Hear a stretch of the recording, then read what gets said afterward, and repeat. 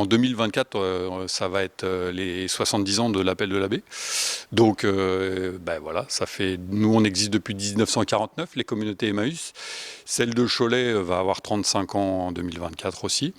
Ici, il y a une trentaine de personnes qui sont accueillies dans des logements, des chambres, quelques petits studios et un logement un peu plus précaire qui est un mobil-home. Les personnes qui restent dans les communautés, on les appelle des compagnes et des compagnons.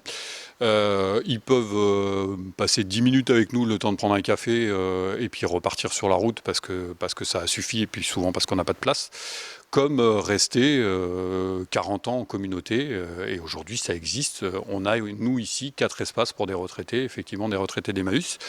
Donc ils arrivent souvent parce que ils ont été écorchés par la vie d'une manière ou d'une autre. Ils ont souvent connu la rue. Et ils viennent taper à la porte des communautés Emmaüs. Et on est sur un système d'accueil inconditionnel, donc on ne pose pas de questions à l'arrivée. La seule raison qui va faire qu'on va pouvoir accueillir, c'est est-ce qu'on a de la place ou pas. Et nous, ici, on est sur une trentaine de places. Donc, s'il y a plus de personnes, on ne peut pas accueillir. Le fait de ne pas être subventionné par l'État, ça nous permet d'accueillir qui on veut sans avoir de compte à rendre à personne. Mais la contrepartie de ça, c'est que la seule manière de pouvoir accueillir ces trentaines de personnes, de faire toutes les actions de solidarité qu'on fait, c'est grâce aux dons de matériel qui sont faits. Et ce qui fait qu'on a un équilibre économique à respecter, ça peut paraître paradoxal, mais qui fait qu'au-delà d'un certain niveau, on ne peut plus accueillir. On ne peut plus accueillir dignement et dans de bonnes conditions. Qu'est-ce que ça représente aujourd'hui, Noël, au sein d'Emmaüs, pour les personnes ?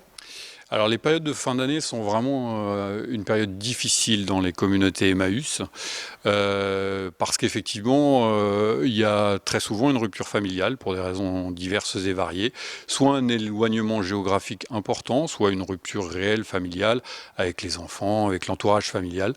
Et donc c'est un moment très très compliqué dans les communautés pour les gens qu'on accueille. Il y a besoin d'un soutien nettement supérieur dans ces périodes-là parce qu'effectivement le moral n'est pas très très bon.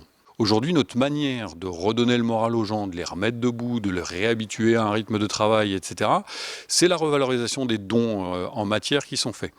Quand on est en communauté Emmaüs, quand on est compagnon ou compagne, on n'est plus le plus souffrant. Donc le fait d'avoir les dons, de revaloriser les dons, ça permet d'aider quelqu'un qui est plus souffrant.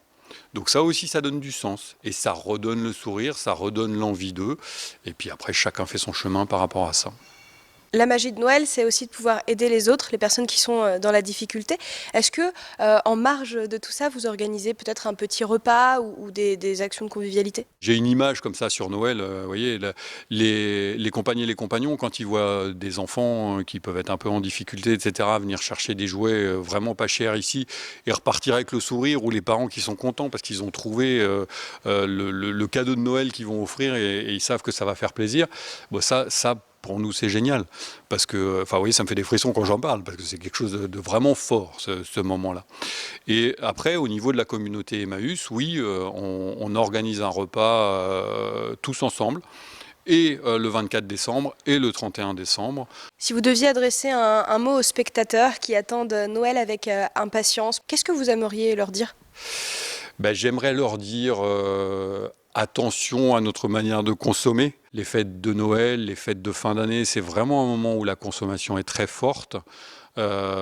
Pensons à notre bilan carbone quand on commande, mais pensons aussi à là où sont fabriqués les produits qu'on peut acheter. Repensons notre manière de consommer. Alors, je vous le dis, moi j'ai bon espoir là-dessus, parce que nous, ici, on est vraiment témoins de ça. Et aujourd'hui, après Covid, on va dire, après les confinements Covid, parce que malheureusement on est encore dans le Covid, mais après les confinements Covid, on a vu pas mal de gens qui commençaient à modifier leur manière de consommer. Donc j'ai bon espoir là-dessus.